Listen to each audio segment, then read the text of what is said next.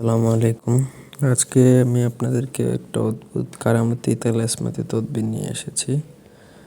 যেটা দেখুন, তেলেসমাতি টুপি বা সুলাইমানি টুপি হাসিল করার নিয়ম। কিভাবে সুলাইমানি টুপি হাসিল করতে হয়, এই টুপি পরলে কি হয়, এভরিথিং বলবো। ভিডিওটা লম্বা হবে, কিন্তু এটা যদি আপনি আপনার লাইফে একবার হাসিল করতে পারেন, আপনার থেকে বড় গেইনার ইনশাল্লাহ আর কেউ নাই এই লাইনে। এই টুপিটারে জাদুর টুপিও বলা হয়। পুরো ভিডিওটা শেষ পর্যন্ত মনোযোগ দিয়ে দেখেন। এই টুপিটা হযরত সুলাইমান আলাইহিস সালাম নবীর, কীভাবে সেই ওনার কারামতি টুপি হাসিল করতে হয়। এটা সবার জন্য না, তবে আপনি দেখেন, ইন্টারেস্টিং ভিডিও। আর যদি হাসিল করতে পারেন তাহলে তো কেল্লা ফতে। আমি নিজে কিছুদিনের মধ্যে চেষ্টা করব, জানি না আল্লাহ পাক সফল করবেন কিনা। তো এই টুপিটাকে জাদুর টুপি বলা হয়। যার মাথায় এই টুপিটা থাকে তারে অন্য কোনো লোক দেখতে পারে না, ঠিক আছে? ওই টুপিটা যার মাথায় থাকবে তাকে অন্য কেউ দেখতে পারবে না। আর সে কিন্তু সকলেই দেখবে তারে, মানে আপনি নিজে হাসিল করলে আপনি সবাইকে দেখবেন, কিন্তু আপনারা কেউ দেখবে না। তাছাড়া আরও অনেক অলৌকিক গুণ আছে। যদি কোনো বড় মজলিসে আপনি এই টুপি পরে যান তাহলে কেউ আপনাকে দেখবে না, সবার দৃষ্টি হতে আপনি অদৃশ্য হয়ে যাবেন। মানুষ বলতে থাকবে যে এইমাত্র লোকটারে দেখলাম, কই উধাও হয়ে গেল এর মধ্যে। আবার মাথা থেকে সরানোর সাথে সাথে মানুষ দেখতে পাবে, তখন সবাই ভাববে যে আপনি একজন জাদুকর। আরও অনেক গুণ আছে। এই টুপি হাসিল করার নিয়ম হচ্ছে, যদি কোনো মহল্লায়, মানে আপনার পাড়া প্রতিবেশী এলাকায় কোনো হিন্দু মানুষ মারা যায়, তাহলে তার যে আত্মীয় স্বজন তারা শ্মশান ঘাটে পোড়ানোর জন্য নিয়ে যায়। ওইখানে নেওয়ার পরে সবার আগে তারা দেখবেন গোসল করানো হয়। তাদের মাটির কলস থাকে, ওই কলসটা যখন গোসল করানোর পরে ভাঙে, তখন দেখবেন যে কলসের গলার সাইডটা যদি না ভাঙে তাহলে ওইটা নিয়ে আসতে হবে। আর ভেঙে গেলে হবে না, অন্যদিন আপনার সুযোগ সময় মতো অপেক্ষা করতে থাকবেন।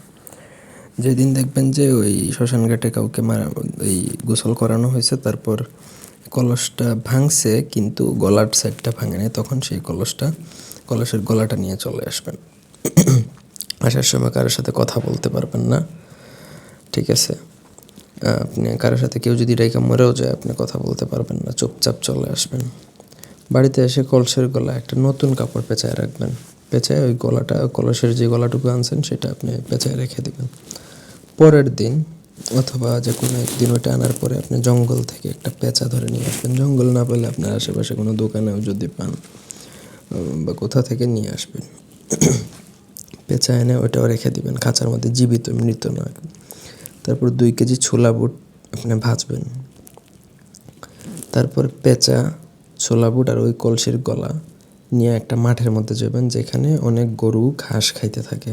ওই মাঠে যাবেন, সন্ধ্যার একটু আগে যাবেন। তখন দেখবেন যে অনেকগুলো গরু আপনারা দেখতেছে।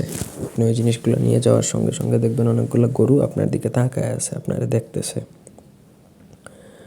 তো যখন ওই গরুর মালিকগুলো আসবে, যে ওই গরুগুলো নিয়ে যাওয়ার সময়, তো ওরা নিয়ে যাবে। তারপর ওই মাঠের সাইডে দেখবেন যে গরুর যেখানে সাধারণত ঘাস খায় সেখানে পানি থাকে, একটু হলেও থাকে। মালিক যখন ওই গরুগুলো নিয়ে চলে যাবে, তখন ওই পানির দিকে আপনাকে তাকাতে হবে। আর তাকাবেন হচ্ছে কলসির সেই গলা দিয়ে। কলসির গলাটা সাধারণত ভাঙার পরে তো দূরবীনের মতো হয়ে যাবে, বা ওই গলার দিকে আপনি তাকাবেন চশমার মতো করে। ওই পানির দিকে ওই কলসির গলাটা নিয়ে আপনি পানির দিকে তাকাবেন। তাকানোর সঙ্গে সঙ্গেই দেখতে পাবেন যে ওই আপনি যখন পানির দিকে তাকাবেন তখন দেখবেন যে ওই পানির মধ্যে থেকে একটা ষাঁড় বের হয়ে আসতেছে, বড় ষাঁড়। আর ওই ষাঁড়ের শিংয়ের মধ্যে কিন্তু একটা ভূত থাকবে, বা জিন বলতে পারেন। তার মাথায় একটা টুপি থাকবে, ওইটাই হচ্ছে সুলেমানি টুপি। এখন ওইটা হাসিলের পদ্ধতি বলে দিচ্ছি। ওই সময় যে ভূত বিশিষ্ট বলদটি আপনার খুব কাছাকাছি আসবে, তখন আমেল যে ব্যক্তি, সেই ব্যক্তি গরুর শিংয়ের উপর হাত রাখবেন। সাহস থাকতে হবে, এইসব সাহসের বিদ্যা। হাত রেখে টুপিটা ছিনিয়ে নিয়ে আসবেন। তখন ভূতের মাথা থেকে যখন আপনি ওই টুপিটা নিয়ে আসবেন, তখন কিন্তু ভূত আপনাকে ছেড়ে দিবে না, আপনার দিকে দৌড়ে আসবে টুপিটা নেওয়ার জন্য। তখন যদি নিয়ে নেয় তাহলে আপনি মারা যাবেন নিশ্চিত। তখন আমল ব্যক্তি কি করবে, সঙ্গে সঙ্গে যে ছোলা বা বুট ওইটা সামনে ছিটিয়ে ফেলবেন। তখন ভূত, কিন্তু এটা একটা চাল মাত্র শুধু। তখন ওই ভূত দেখবেন যে ওইগুলো খাওয়া শুরু করছে, কারণ অনেক ক্ষুধার্ত থাকবে। তখন তার টুপির কথা মনে থাকবে না।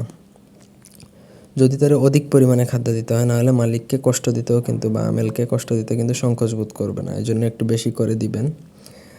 যদি দেখা যায় যে ওইটাতেও কোনো কিছু হচ্ছে না, সে দ্রুত খেয়ে ফেলছে, তাহলে আপনার সাথে যে পেঁচা, সেই পেঁচাটা নিয়ে তার দিকে অগ্রসর হবেন। তখন সে কিন্তু পেঁচা ভয় পাবে এবং সে উল্টা দৌড়াতে থাকবে। তখন থেকেই কিন্তু এই টুপিটা কিন্তু যে আমেল তার সম্পদ হয়ে যাবে। তারপর সে ওইটা নিয়ে ঘরে চলে আসবে, প্রয়োজন হলে ওই টুপি ব্যবহার করবে, না হলে এটা লুকিয়ে রেখে দিবে। এই হচ্ছে বিস্তারিত বিশদ। এটা আমি আগে পরের পর্বে আমি জাদুর আংটি বা মোহরে সুলাইমানি আংটি কীভাবে হাসিল করতে হয় সেটা বলবো। তবে আমি আগে বারবার একটা কথা বলতেছি, এইসব ছেলে খেলার বিদ্যা না। পর্যাপ্ত সাহস ছাড়া এইসব বিদ্যা করা খুবই ডিফিকাল্ট, আর এটার প্রসেসটাও অনেক ডিফিকাল্ট। যদি আপনি মনে করেন যে আমি করেই ছাড়বো, তাহলে ইনশাল্লাহ যে মন থেকে চাইলে করা যায়। তো আশা করি বুঝতে পারছেন। এই ছিল আজকের ভিডিও। ধন্যবাদ সবাইকে।